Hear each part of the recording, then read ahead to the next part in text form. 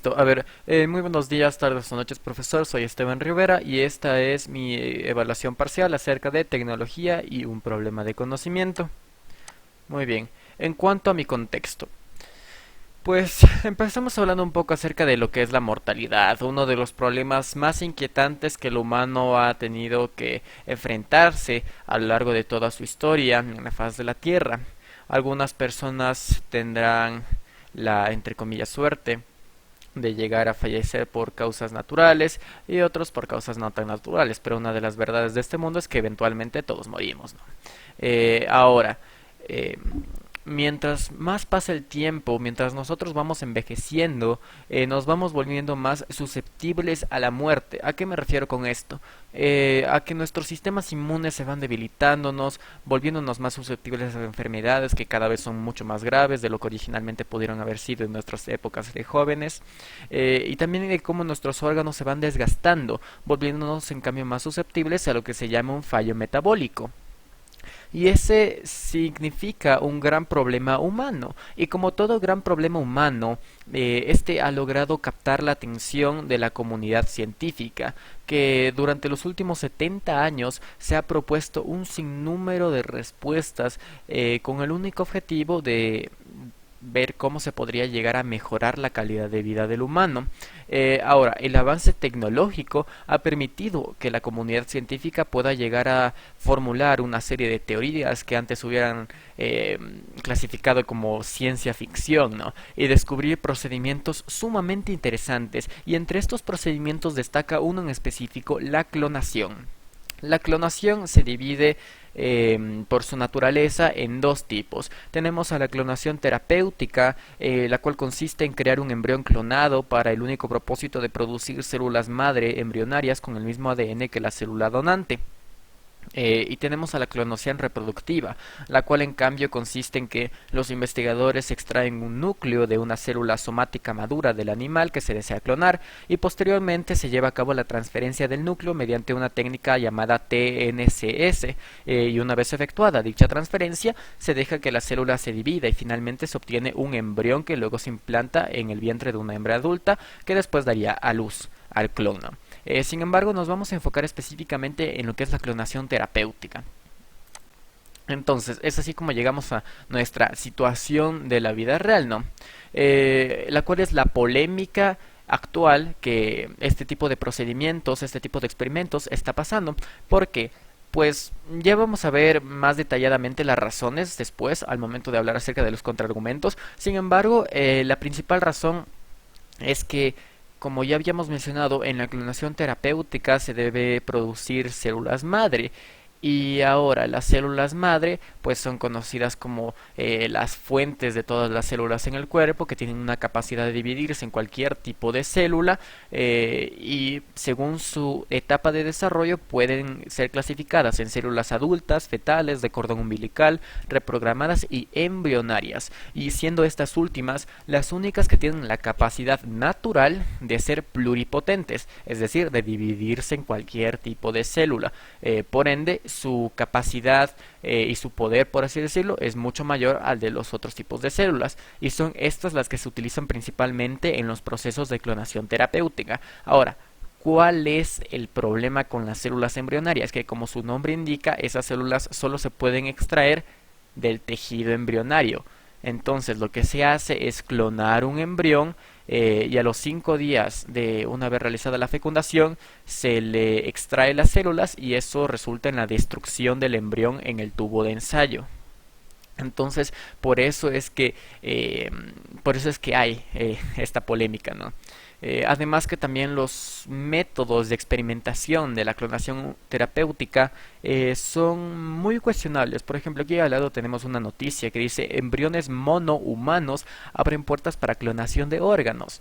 Y ya vamos a hablar un poco más acerca de la diferencia entre la metodología y la finalidad, ¿no? Pero eso sería más que nada el contexto. Ahora, ¿Cuál es mi pregunta de conocimiento? Habiendo visto todo esto de lo de la clonación terapéutica, se me alzó a la mente la pregunta de qué manera la clonación terapéutica podría ser considerada como justificable. Y para abordar esta pregunta de conocimiento me voy a basar en dos áreas, siendo esta la ética, que es el estudio de la moral humana, y las ciencias naturales, específicamente todo lo que corresponde a medicina, ¿no? Es decir, biología, anatomía, embriología, ese tipo de cuestiones. Muy bien. Ahora, en cuanto a los argumentos, las células madre y la clonación terapéutica son campos que todavía se encuentran en desarrollo, pero que sostienen un potencial sumamente increíble, a decir verdad. ¿Por qué? Porque tienen la capacidad de contrarrestar enfermedades degenerativas a nivel celular. Estamos hablando de enfermedades tan graves para nosotros como lo es el cáncer, la esclerosis o incluso el Parkinson con las células neuronales. También nos permiten entender de una mucha mejor manera lo que viene a ser el desarrollo de una enfermedad desde el punto cero de esta hasta el punto culminante de la propia enfermedad, y de esa forma no solo comprendemos mejor a la enfermedad como tal, sino que también tendríamos mejor conocimiento de cómo contrarrestarla. De ahí, como habíamos mencionado, supuestamente la principal funcionalidad de la clonación terapéutica y bueno de las células madre sería la generación de nuevo tejido, y eso da paso a trasplantes de órganos e incluso la regeneración de tejido dañado. Ahora, esto de trasplantes de órganos es algo muy importante porque fácilmente podría salvar vidas. Todos conocemos en los hospitales que tienen un sistema de listado de donantes de órganos y que cuando una persona se encuentra en un fallo metabólico acude al hospital. Sin embargo, hay una lista enorme por la cual debe explorar, porque así como hay esa persona que necesita un órgano, hay otras miles de personas que necesitan ese mismo órgano. Entonces, la clonación terapéutica podría poner un fin a ese problema tan agravante en nuestros sistemas médicos actuales. Y finalmente el último argumento sería el hecho de que a través del uso de células madre podríamos investigar y desarrollar nuevos medicamentos cuyos efectos sean más efectivos y sean menos nocivos y sean mucho más precisos al momento de tratar el problema que se supone que están dirigidos a tratar. Ahora, los contraargumentos. Muy bien. Primero, tenemos el hecho de que curiosamente las células madre tienen una similitud muy preocupante con las células cancerígenas. ¿A qué me refiero con esto? Que aún no se pueden controlar totalmente el crecimiento y la diferenciación de las células madre embrionarias, por lo que a veces ha llegado a ocurrir que las células madre embrionarias crezcan de una manera irregular y provoquen una respuesta inmune. Lo mismo que pasa con el cáncer, que es un crecimiento descontrolado y luego se expande a otras partes del cuerpo, y bueno, una vez ya se expande, pues eso se llama irrigación y ya no tiene mayor solución, la verdad. Ahí ya el paciente está prácticamente condenado, ¿no? De ahí tenemos también el hecho de que, como mencioné, son todavía campos en pleno desarrollo, y eso genera desconocimiento por parte del público, y del desconocimiento se puede generar el miedo y se puede generar la violencia, por lo que es esperado que este tipo de temas todavía se vean como un tabú o estén rechazados, por así decirlo. De ahí, como habíamos mencionado, el principal contraargumento es la obtención de células, ¿no? O sea, de dónde se sacan las células madre, siendo estas de embriones clonados de 3 a 5 días de desarrollo, y eso nos deja con una serie de preguntas que tenemos aquí a la derecha, que son como que desde cuándo inicia la vida, desde cuándo vale la pena proteger la vida, quién determina si es correcto terminar con una vida y qué es exactamente la calidad de vida. Y curiosamente este tipo de preguntas se ven muy frecuentemente usadas en temas que están relacionados con los campos médicos, ¿no? Por ejemplo, igual otros temas como el aborto o como la eutanasia pasan por un cuestionamiento muy similar a este. Ahora, también tenemos el hecho de que los costos de investigación para células madres son extremadamente altos, y lamentablemente gran parte de esos costos no son subsidiarios por el Estado, porque muchos gobiernos tienen una postura en contra de este tipo de procesos de clonación, ya sea reproductiva, genética o terapéutica. Entonces, claro, no hay apoyo tampoco por parte del Estado, sino que la mayoría de los equipos médicos llegan a ser equipos médicos privados. Y finalmente tenemos el hecho de que la reproducción idéntica de un embrión perteneciente a la especie humana, en el caso de la clonación terapéutica, alza serias preguntas con lo que respecta a la dignidad humana, según por ejemplo la religión, ¿no?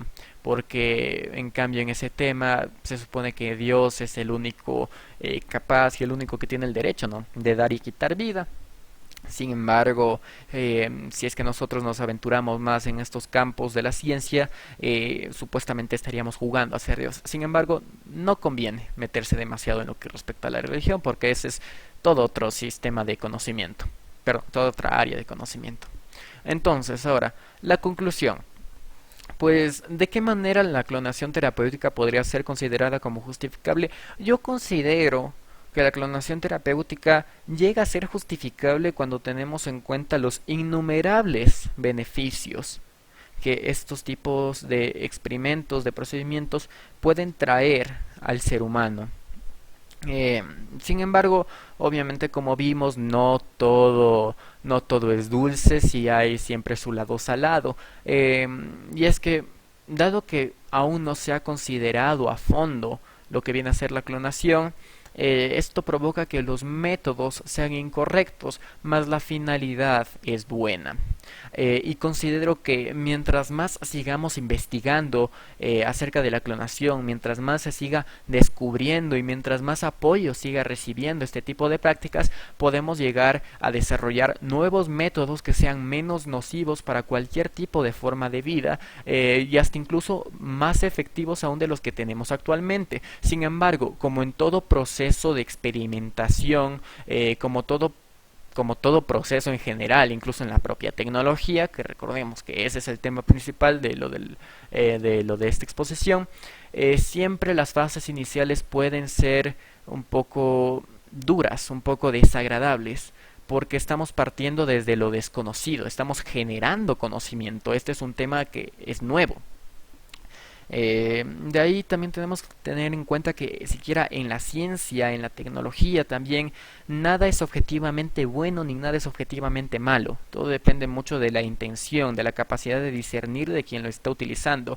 Y como por ejemplo tenemos la ecuación de la relatividad de Albert Einstein, es igual a mc al cuadrado, que fue utilizado en el proceso de creación de las bombas atómicas. Y de hecho Einstein llegaría a disculparse públicamente con Japón por haber en cierta forma contribuido a la creación de aquella arma tan bestial que destruyó las ciudades de Hiroshima y Nagasaki. O también tenemos como el descubrimiento del elemento radio por parte de Marie Curie fue accidentalmente causante de que se creara uno de los venenos más letales a inicios del siglo XX. Sin embargo, no porque esos descubrimientos hayan tenido unas repercusiones negativas, significa que esos descubrimientos hayan sido malos. No, simplemente significa que fueron mal utilizados o que fueron mal regulados.